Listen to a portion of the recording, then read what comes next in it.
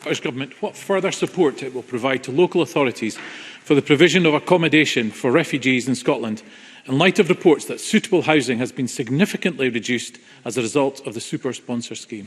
Cabinet Secretary. Well, the first point to make, of course, is that immigration asylum systems are fully reserved to the UK Government, and whilst local authorities continue to support resettlement schemes by offering accommodation and support in their areas, it's the Home Office that's responsible for the design and operation of resettlement schemes and the UK asylum system. Of course, refugees who have been granted status following an asylum application have the same rights to access housing as anyone legally resident in Scotland. Since the Ukraine war, under our super sponsor scheme, to ensure displaced people could travel here safely and immediately, the Scottish Government has provided direct provision of accommodation and support, and we've also made £11.2 million available to local authorities to support this work. Douglas Lumsden. Thank the Cabinet Secretary for the answer, but it's clear the houses aren't there. Aberdeen City Council last administration launched the city's largest council house building programme seen in decades.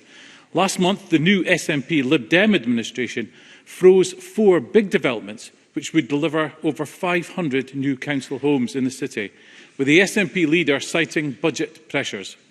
Will the SNP Green devolved government get their act together, give Aberdeen a fair share of funding and allow Aberdeen to build the new council homes required that can be used to welcome people to the Granite City?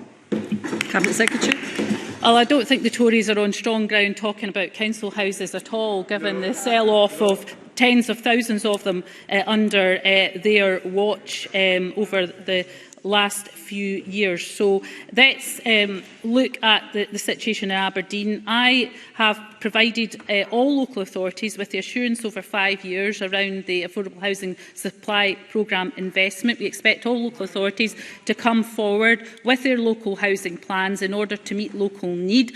But he linked this question with the issue of Ukraine, and I can tell him that Aberdeen City Council have been working extremely hard to come forward with proposals in order to help with the settlement of Ukrainian refugees, and if perhaps he had better communication with his local authority, he would know about some of those very important plans. I suggest he gets in touch and brings himself up to speed. Supplementary, Stuart McMillan.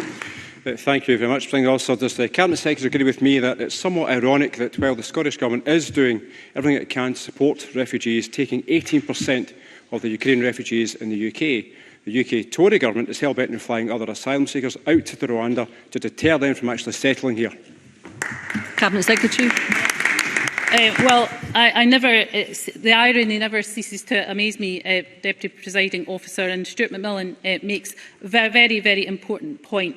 And of course, we are doing what we can with the new Scots Refugee Integration Strategy, trying to support people to settle and integrate. And of course, on the Ukraine programme, we, as the First Minister set out yesterday and the Deputy First Minister set out, almost 16,000 people have arrived with a Scottish sponsor here in Scotland, representing 18% of all UK arrivals, the most per head of any of the 4 nations. If only perhaps other countries could step up to the mark as well.